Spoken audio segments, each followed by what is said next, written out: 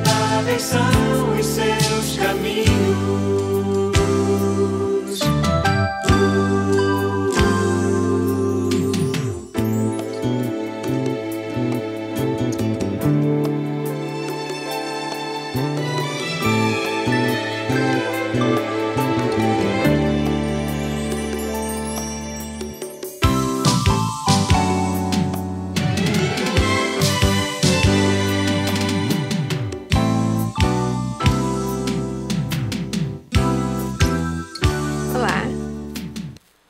Os filisteus, eles faziam parte de um povo que estava permanentemente em confronto com o povo de Deus, com Israel.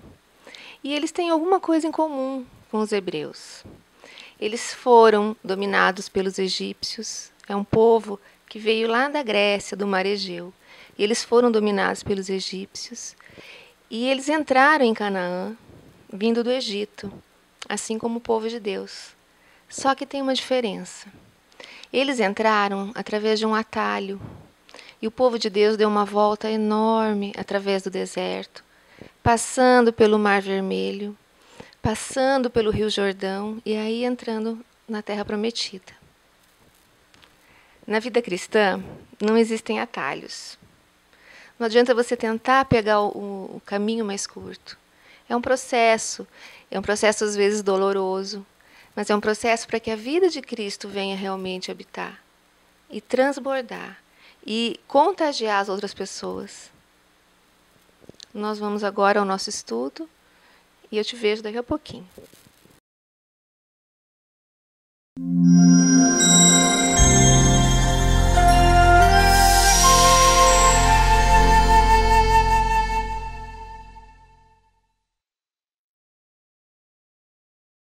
De continuar lendo juntos Efésios.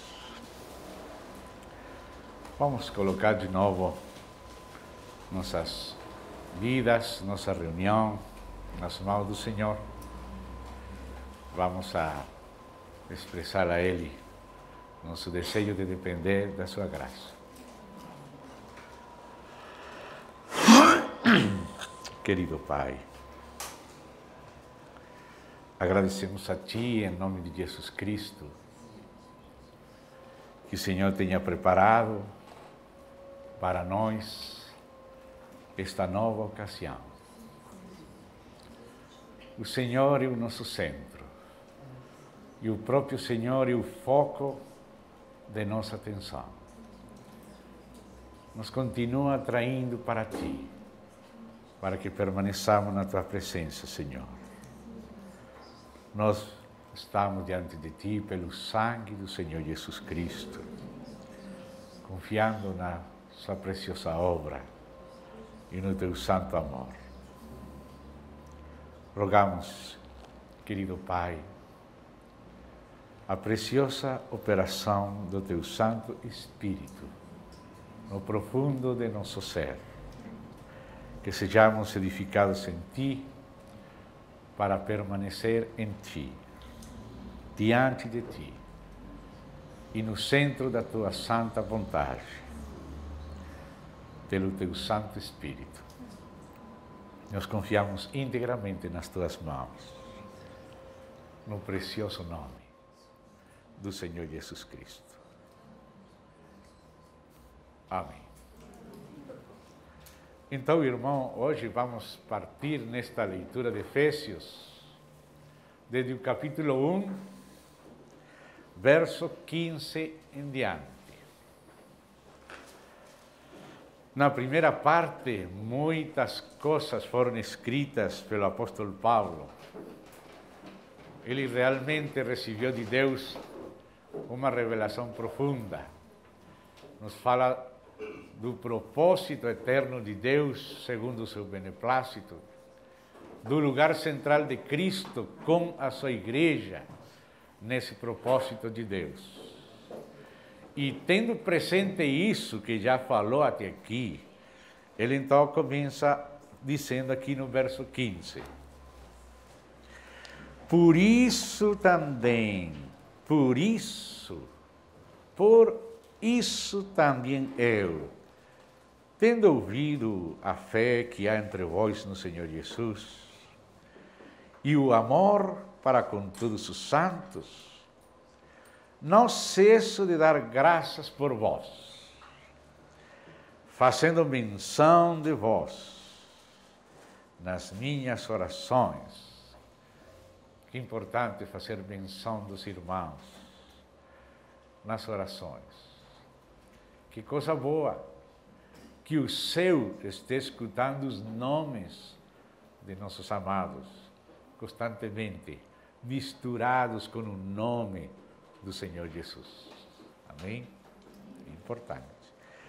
E então disse, para quê? Ou seja, esta oração, esta menção, estas graças, disse, para que o Deus de nosso Senhor Jesus Cristo, o Pai da glória, vos conceda espírito de sabedoria e de revelação no pleno conhecimento dele. Já eles eram filhos, já eles eram a igreja, mas graças a Deus que seus nomes estavam sendo mencionados diante de Deus, em nome de Jesus Cristo, para que o Senhor continuasse concedendo graça, agora através da revelação. Uma primeira graça foi a provisão de Deus em Cristo. Recebemos o Senhor, ainda sem conhecer muitas coisas, cremos nele, o Senhor abriu nossos corações e ele entrou no nosso ser com a sua provisão. Mas precisamos agora conhecer o que temos recebido, conhecer o que nos foi dado, porque nisto nos podemos crescer. A provisão já foi dada em Cristo. Todas as bênçãos de Deus foram colocadas em Cristo, e quando nós, pela fé, recebemos o Senhor sem muita compreensão, somente com a fé mínima para crer nele, nos confiar nele, receber a ele, e ele encontrou espaço no nosso coração e entrou pela sua graça. Agora começamos a orar para que ele nos conceda espírito de sabedoria e de revelação no conhecimento dele. Primeiro ele vem e recebemos muita coisa, mais do que podemos imaginar. Eu penso que só na glória vamos compreender quão grande presente recebemos quando nosso Senhor veio a nós e o seu Espírito se fez um com o nosso Espírito. Mas receber ele é um assunto e ter revelação crescente do que temos recebido é um outro assunto. E então aqui Paulo está orando nesse segundo aspecto. Ora para que o Deus de nosso Senhor Jesus Cristo, o Pai da glória, vos conceda aos crentes, à igreja já salva, conceda espírito de sabedoria e de revelação no pleno conhecimento, epignosis, pleno conhecimento dele, iluminados os olhos de vosso coração, para saberdes qual é a esperança do seu chamamento, qual a riqueza da glória da sua herança nos santos. Ontem conversávamos com o nosso irmão, o pastor Glênio, depois de terminar de falar, e ele me mostrava no grego a diferença das palavras que aqui nesta mesma versão aparece herança e herança. No capítulo 1, verso 11, diz nele, digo no qual fomos também feitos herança. Essa é a tradução aqui de Ferreira de Almeida. E aqui a palavra, no versículo 18, no qual diz a riqueza da glória da sua herança nos santos. No capítulo 1, verso 18, a palavra herança é escleronomia, que quer dizer herança. E a palavra aqui no verso 11, o irmão, nosso pastor Glênio nos mostrava que é eclerotemen, quer dizer herdeiros. A ênfase no verso 18 é o que ele nos deu. Tudo que o Pai deu ao Filho, e o Filho, com aquilo que é do Pai, veio a nós, pelo Espírito, é nossa herança. Ou seja, somos herdeiros. E aqui, agora já não usa aquele verbo conjugado, sino a palavra cleronomia, falando da sua herança, a herança de Deus, mas também diz nos santos. Ou seja, isso é primeiramente de Deus, mas Deus quer que tudo que é dele seja do seu Filho. E seu Filho quer que tudo aquilo que o Pai deu para ele passou para nós. E nos fez herança de Deus. E ao mesmo tempo nós somos herdeiros. Ou seja, todos nós possuímos isto. Como o Pai possui tudo, o Filho possui tudo. Tudo aquilo que é do Pai é do Filho. Tudo aquilo que é do Filho é do Pai. E agora, o que o Pai deu ao Filho, o Filho deu à Igreja, e ao mesmo tempo o Filho também conseguiu para Deus o Pai, a Igreja. É um presente mútuo, é um compartilhar em coinonia mútua e eterna. Então aqui aparece herança, como se fosse sua herança, é de Deus, mas nos santos, em nós. Nós somos herdeiros da vida, da natureza divina, de Cristo, da obra de Cristo, da sua natureza, do seu Espírito, e isso nos faz ser também herança de Deus, que Deus pode contar conosco agora em Cristo Jesus, e nós contamos com Ele. E agora diz esta oração, a oração de Paulo é por iluminação também, e essa iluminação é ao respeito do que diz o verso 19. E qual? Ser iluminados ao respeito de qual a suprema grandeza do seu poder para com os que cremos. Porque falar da grandeza de Deus, todo mundo pode falar da grandeza de Deus, mas é como uma coisa objetiva, histórica, algo que pertence a Deus. Mas grandeza de Deus para conosco. Esse é um assunto sério. Como diz a Escritura, Deus, em Romanos, Deus é rico para com todos os que o invocam. Ele não somente é rico, ele não somente quer reter a sua riqueza, ele é rico para com todos aqueles que invocam seu nome. Ele quer passar a sua riqueza para aqueles que dependem dele, que vêm a ele. Ninguém que vem a mim eu vou tirar fora, eu recebo. O Senhor não rejeita aquele que ele trouxe, que ele ajudou a ficar prendido de Cristo. Então diz aqui, ele é rico para com todos os que o invocam. E a mesma ideia, a mesma verdade está aqui. Suprema grandeza do seu poder para com os que cremos. Aleluia. Ou seja que crer é como colocar uma pista para o aterrissar o avião da suprema grandeza do seu poder, para com os que cremos. Se nós confiamos nele, então estamos dando ocasião a que Deus possa fazer coisas que nem imaginamos, que vão além do que nós pensamos e conhecemos. E por isso diz, segundo a eficácia da força do seu poder. Amados, eu acho que muitas vezes nossas orações não são como as orações de Paulo. Às vezes nossas orações são por coisas materiais, precisamos de algum trabalho, melhor salário, ter saúde, sair de algum problema. Mas se fazemos um exame de consciência, será que alguma vez temos orado tanto por nós como pelos santos da igreja para conhecer a grandeza do seu poder que opera em nós? Será que desejamos conhecer isto que Paulo conheceu? Ele, quando escreveu os Colossenses, ele disse que esse poder imenso que ele está falando operava nele. Ele falava do agir de Deus, do atuar de Deus.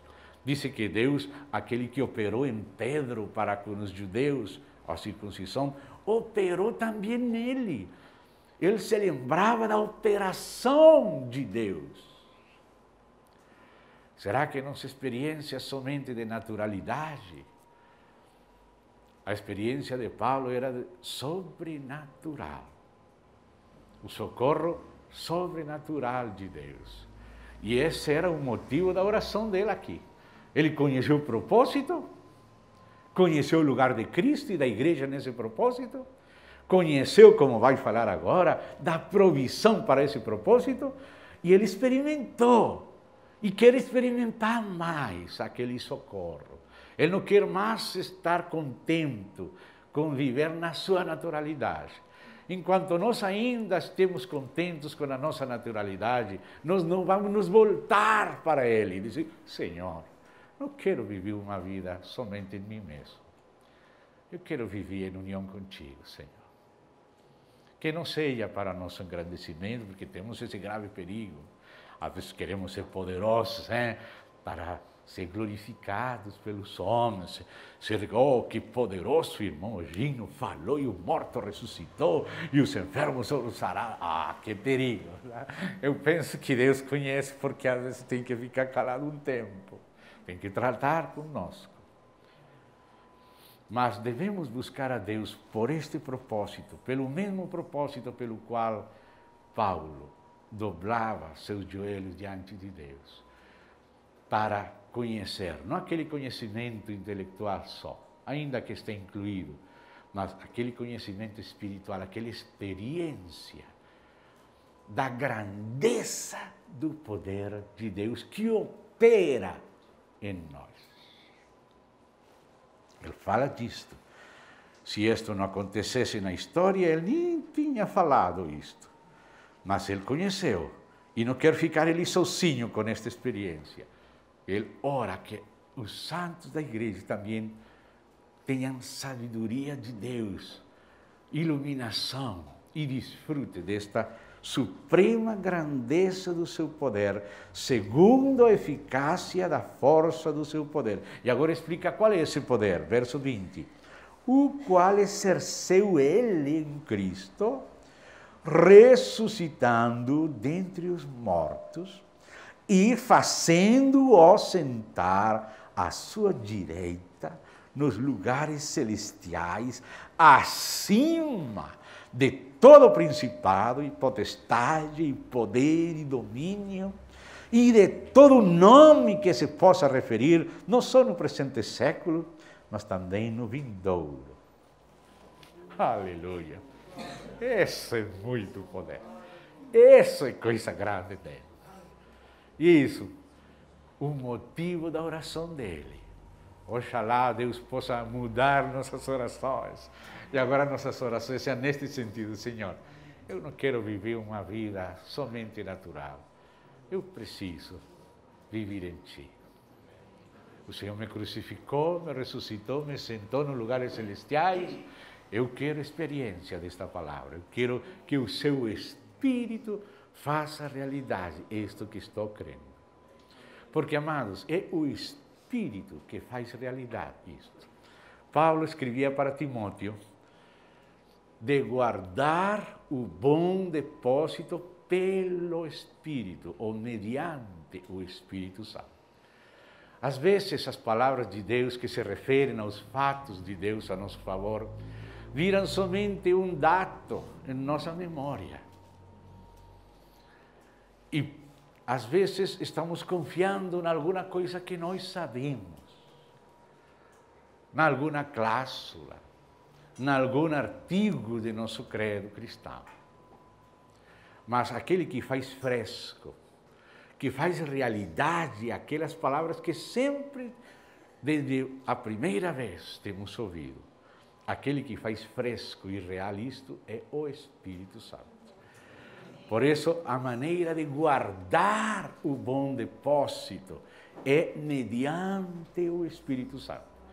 Precisamos sempre acudir ao Senhor e dizer: Senhor, se o próprio Senhor não faz fresco e vivo a tua palavra em mim, eu estou fazendo como aquele papagaio que está repetindo palavras.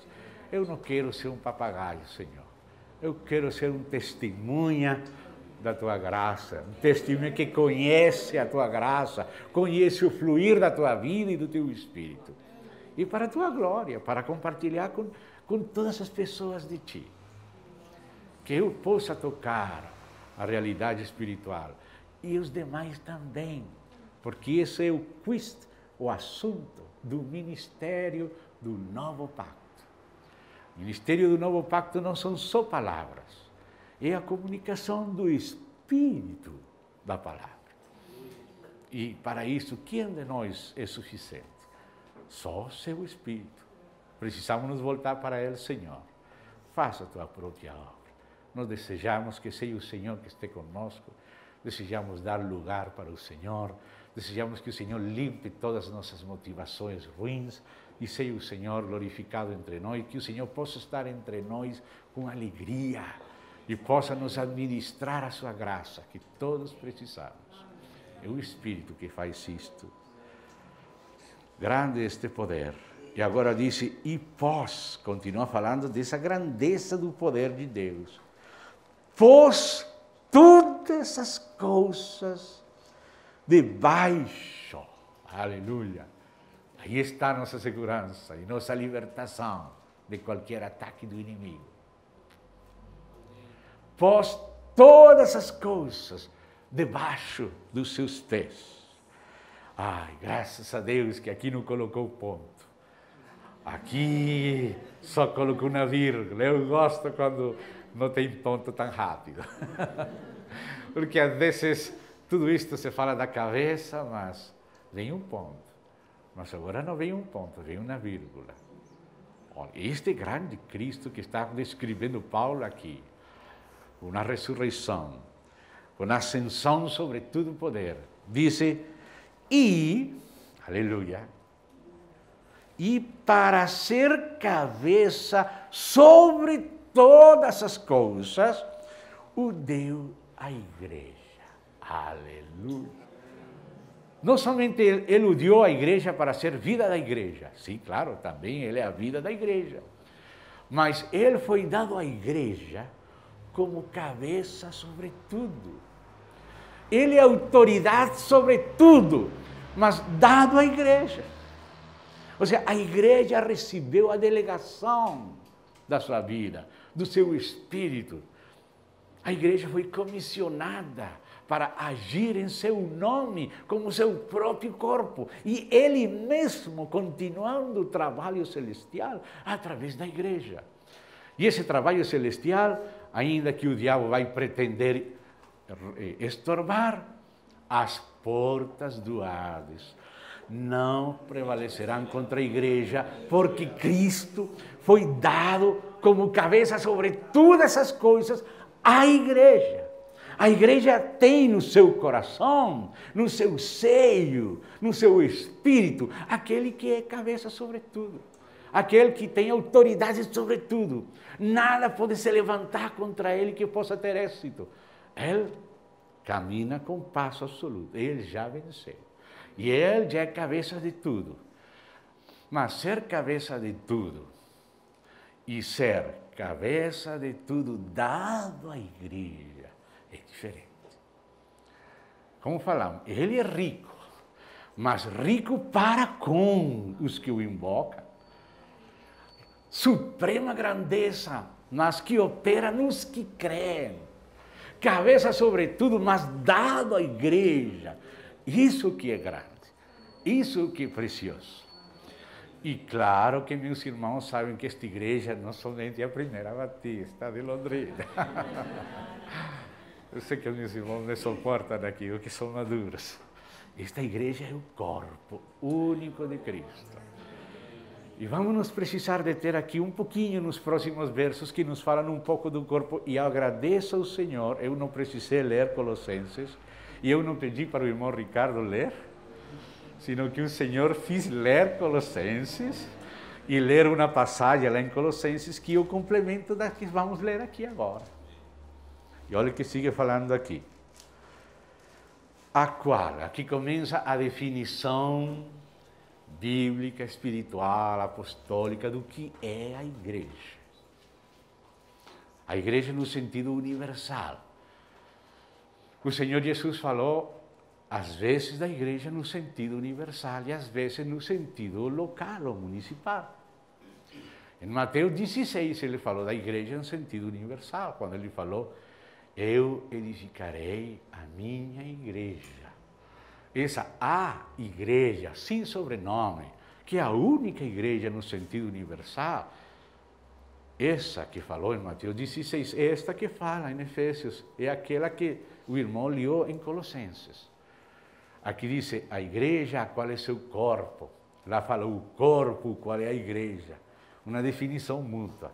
A igreja é o corpo. Qual é a igreja? O corpo. E qual é o corpo? A igreja. Mútua definição. Um esclarece o outro e o outro esclarece o um. Isso que é a igreja. A plenitude, pleroma, fala aqui.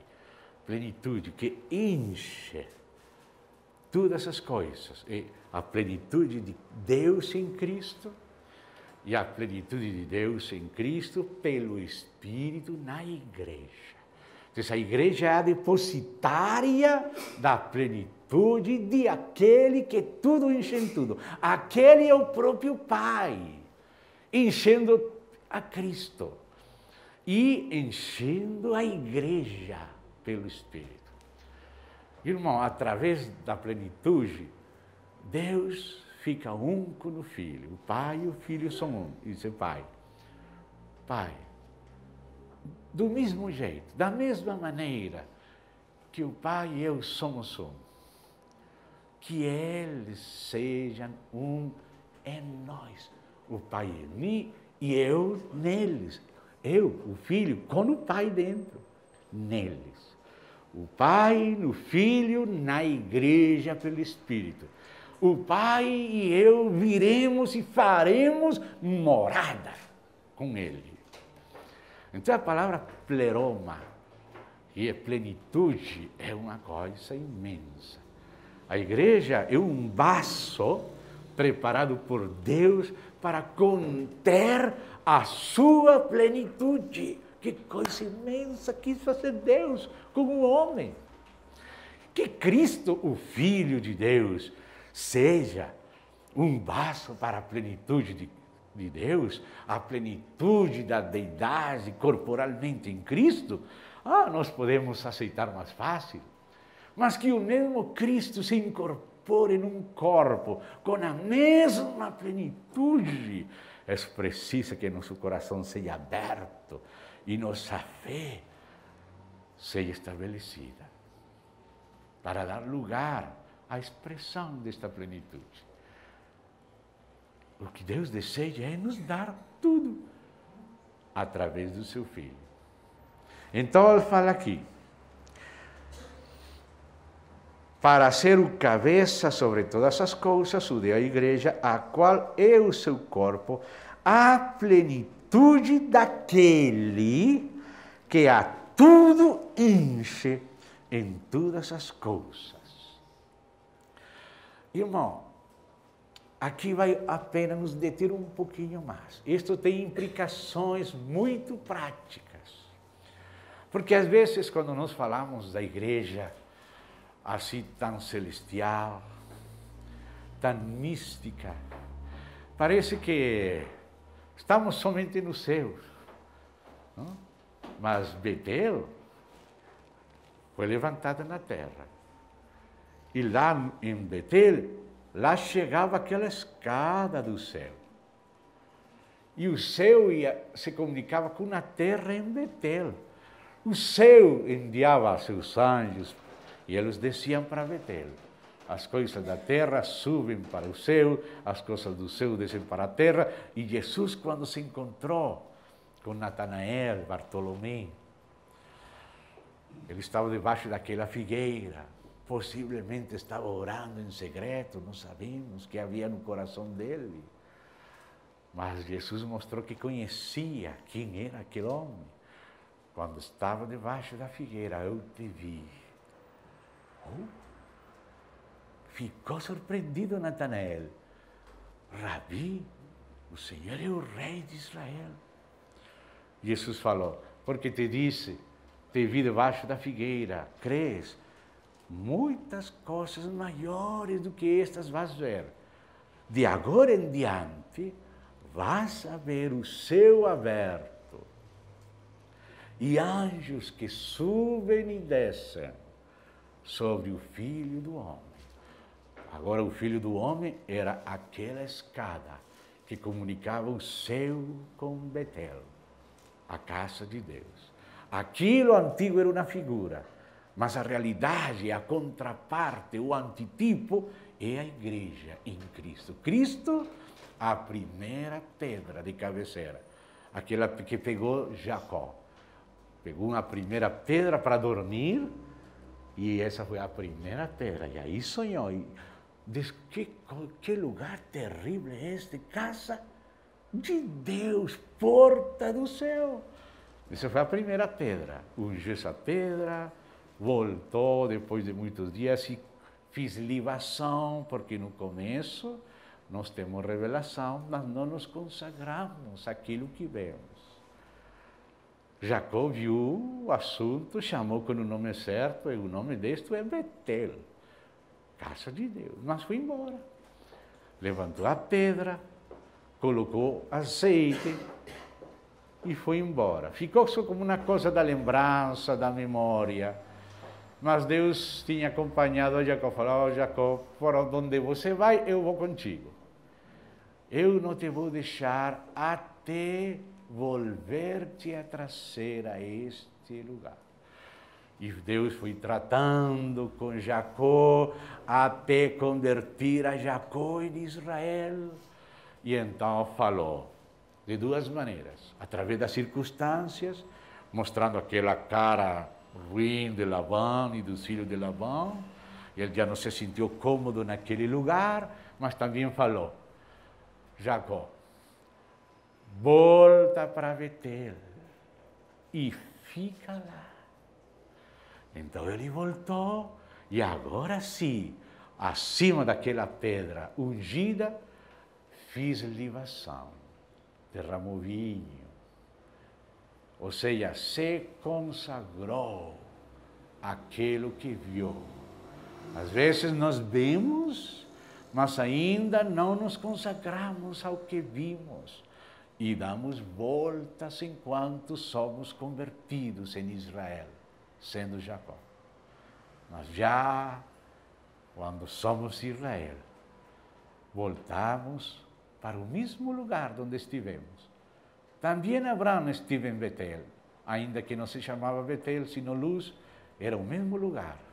Ele foi para o Egito, e lá fez seus negócios e colocou em perigo até a própria descendência dele, o próprio Messias. E Deus teve que intervenir, guardar a Sara, cobrir a Sara através de Abraão, e ele teve que voltar ao mesmo lugar onde tinha estado a sua tenda primeiro, em Betel.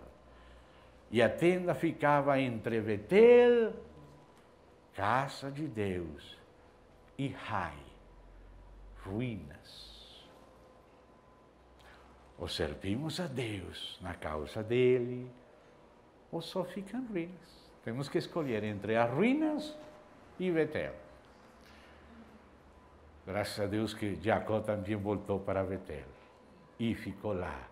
E lá pegou todos aqueles deuses que Raquel tinha roubado do seu pai e enterrou eles debaixo da encina. A cruz tratou com toda a idolatria. Ele voltou para ser o aeroporto de Deus. onde Deus pode descer, colocar a sua mão e começar a desenrolar o seu plano na terra. Está tudo cheio de problemas na terra, tudo escuro, mas Deus está estabelecendo o seu reino e encontrou espaço no coração de Abraão, de Isaac, de Jacó e vai abrindo mais pista na terra para estender e restabelecer o seu reino. E essa figura de Betel, que depois foi tabernáculo, que depois foi o templo, que agora é a igreja, é a que Paulo, a partir do capítulo 2, introduz. Ele introduz isso. Então, amado, quando fala que a igreja é a plenitude, vamos entrar já no capítulo 2. Mas vamos ver as implicações do que quer dizer que a igreja é a plenitude de Cristo. O que implica isto? Irmão, pelo menos no prático, implicam 3 coisas. Se a igreja, como disse aqui, essa é a definição, a igreja a qual é o seu corpo, a plenitude daquele que a tudo enche em todas as coisas. Então, aquele que enche é Deus em Cristo. Então, se a igreja, por definição, é a plenitude daquele, implica que a igreja é depositária de tudo aquilo que é de Cristo. Nós, como igreja, não podemos fechar nosso coração a nada que seja de Cristo. Às vezes tem algumas coisas de Cristo. Se somos antipentecostais, por exemplo, não gostamos de dom de línguas, essa coisa estranha, isso melhor deixamos só para os pentecostais. Por exemplo, profecia, coisa assim, não sei como é isso.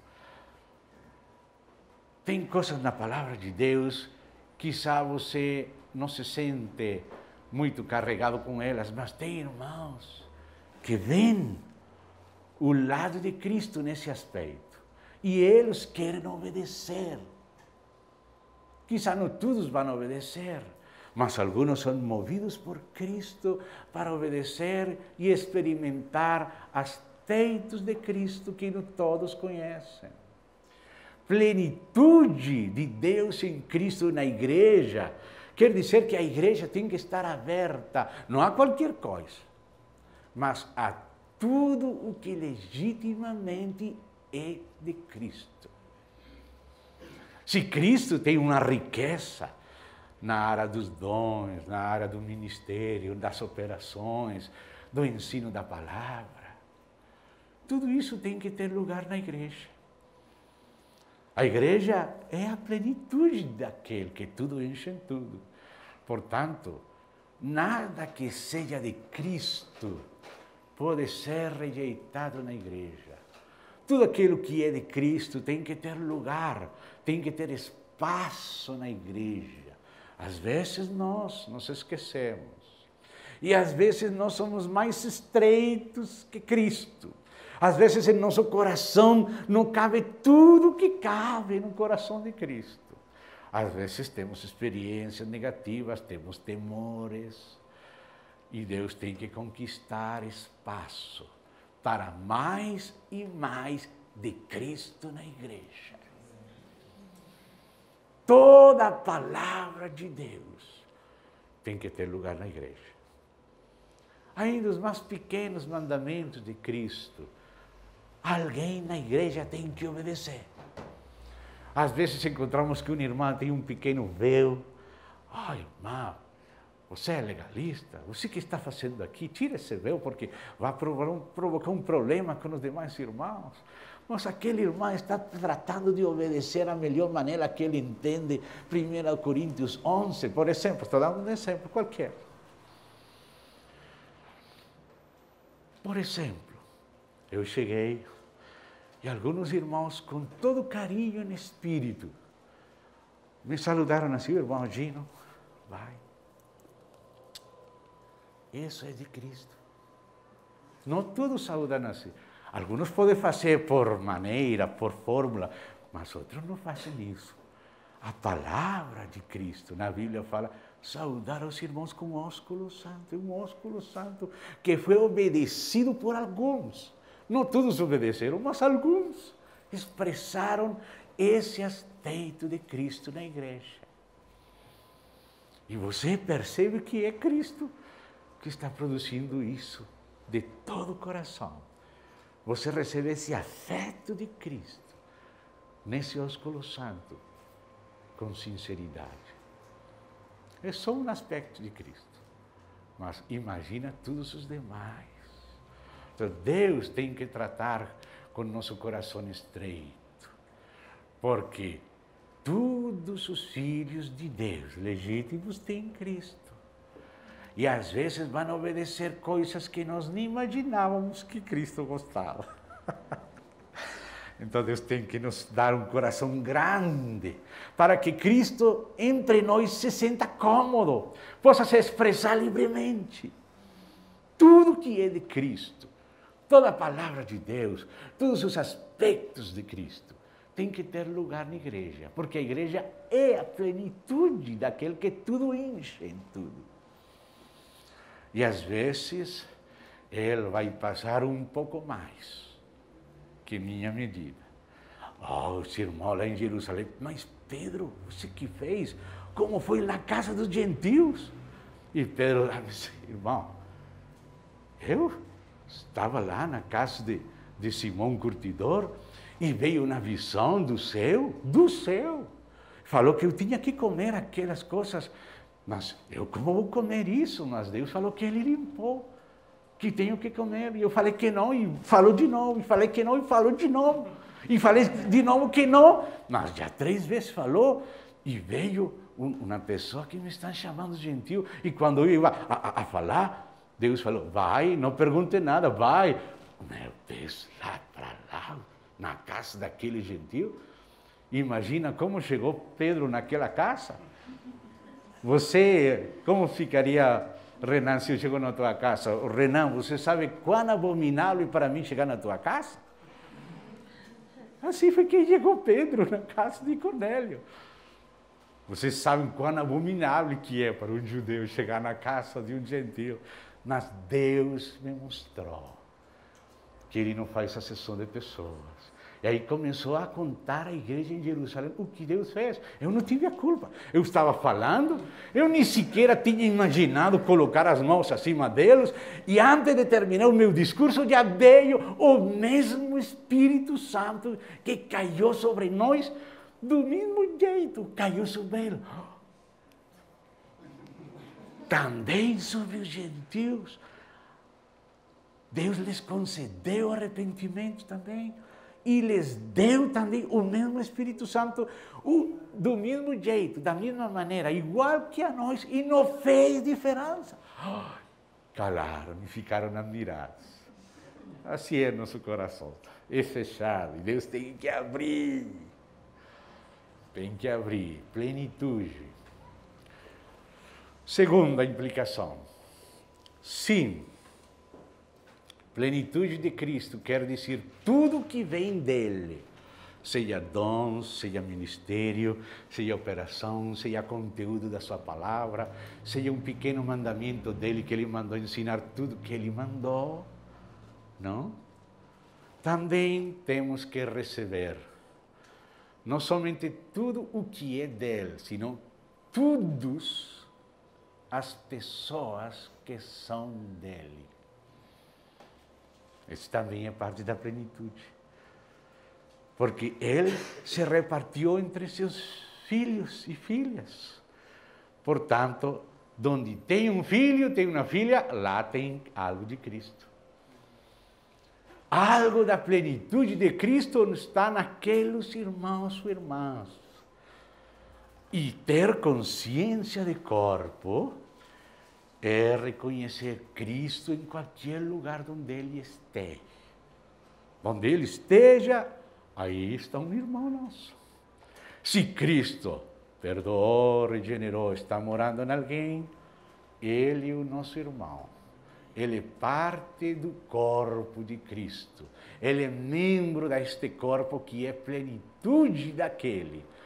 tudo que é dele e todos os que são dele. Todos os que são dele. Recebei, porque Cristo recebeu. A receptividade, a inclusividade da igreja tem que ser a mesma de Deus, a mesma de Cristo.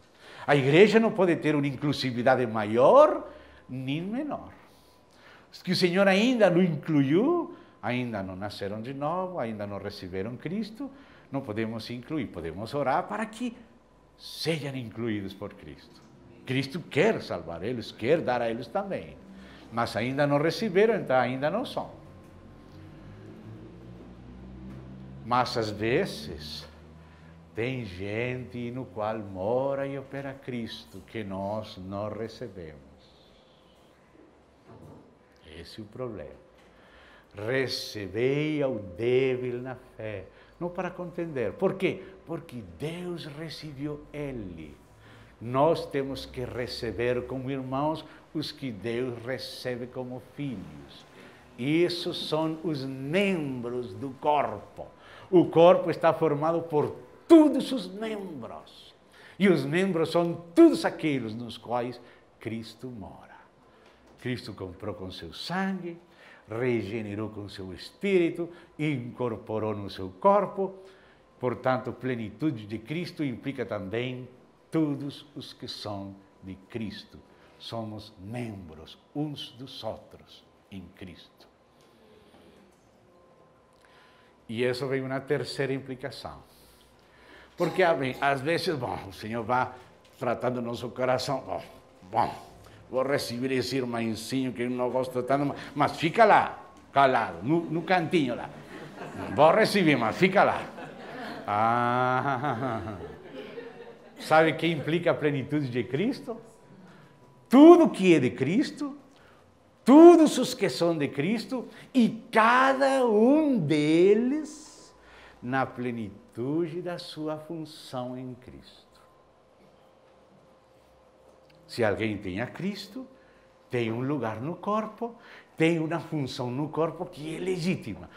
Tem coisas que nascem de nós que não são legítimas, às vezes queremos colocar na panela coisas nossas, não estou falando disso, não vamos, com excusa de inclusividade, não vamos colocar ingenuamente na panela toda classe de serpentes e coisas, não estou falando de ingenuidade, estou falando o que é realmente de Cristo. Os que são realmente de Cristo, o que Deus deu para ele. Porque às vezes até toleramos o irmão, mas não suportamos o que o Senhor faz nele. Quantas perseguições na história da igreja, no cristianismo, na cristandade, porque Deus estava fazendo alguma coisa, estava passando para a igreja algo que é de Deus, por exemplo, justificação pela fé. E quanta gente dizia ser cristã lutando contra a justificação pela fé. Você vai ler os artigos do Concílio de Trento e diz que se alguém disse, como Paulo disse, isso como Paulo disse, ele não escreve. Eu somente digo. Se alguém disse que é justificado somente pela fé, sem a obra da lei, seja anatema. Assim fala o Concílio de Trento. Está chamando de anatema o ensino de Paulo em Gálatas, em Romanos. Imagina isso. Imagina isso. Calvino teve que responder. O Antídoto é o nome daquele livro onde Calvino vai respondendo durante 18 anos os decretos de Trento. O Antídoto é o livro dele. Terrível. Então, amados, plenitude é Cristo total. Tudo que é dele, em todos os que são dele, e todos os que são dele funcionando a plenitude. Aí você tem Deus em Cristo na igreja. A plenitude daquele que tudo enche em tudo. O corpo de Cristo. Essa é a igreja. O corpo é a igreja é o corpo. Esses são nossos irmãos. Dessa igreja é que todos os filhos somos membros. E essa realidade espiritual é a que tem que prevalecer na nova criação por acima de qualquer outra realidade que está na área da velha criação. Agora, no próximo capítulo, então, ele vai falar tudo a provisão de Deus que se contém na igreja. E ele começa assim no capítulo 2. Ele vos deu vida. O tradutor começa aqui porque esta frase no grego é um pouco difícil de traduzir. Reina Valera também começou por esta frase, ele vos deu vida. Essa frase no grego está lá de trás, está perto do verso 4. Mas para organizar a ideia, passaram para o começo. E é válido. Eles transcreveram e traduziram a ideia bem. Só a ordem ficou um pouco em grego diferente que em espanhol. Ficou em espanhol, em português e em espanhol diferente que em grego. Mas a ideia ficou. Então não temos problema em começar por aqui. Aleluia. Eu gosto muito quando encontro esses verbos aí. Deus. Verbo dar, conceder. Que verbos gostosos, não é, irmão? Gosto mais que comprar, também aparece de vez em quando. Ah, Deus, que versos. Inspirados também. Bom, mas aqui está a parte mais fácil. Ele vos deu vida. E aqui esta vida é vida só é. Vida divina. É vida diferente daquela que Deus deu a Adão. Quando Deus soprou nas narinas de Adão, Neshama Hajim, no hebraico, ele deu vida ao corpo de Adão e à alma de Adão. Mas seu espírito tinha existência, mas estava capacitado para comer da árvore da vida e poder receber nele não somente vida humana criada, sino receber em seu ser a vida divina através da árvore, do fruto da árvore da vida. O homem, ainda antes da queda, era um homem natural e neutral, que também precisava comer da vida divina para não ficar somente natural.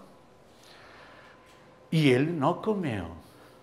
E depois, por causa da sua decisão de agir independente de Deus, lhe foi proibido comer da vida até um sacrifício de Cristo por nós, para voltar a nos dar vida na base da obra dele, da sua morte por nós, nossa morte com ele, ressurreição dele, nossa ressurreição nele, e vencendo nele. Então agora podemos comer da vida de novo. Deus quer que a sua própria vida seja o alimento do homem no espírito, porque o homem não somente é corpo. O corpo pode comer banana, laranja, tangerina, maçã, pera, mas nosso espírito precisa uma árvore melhor.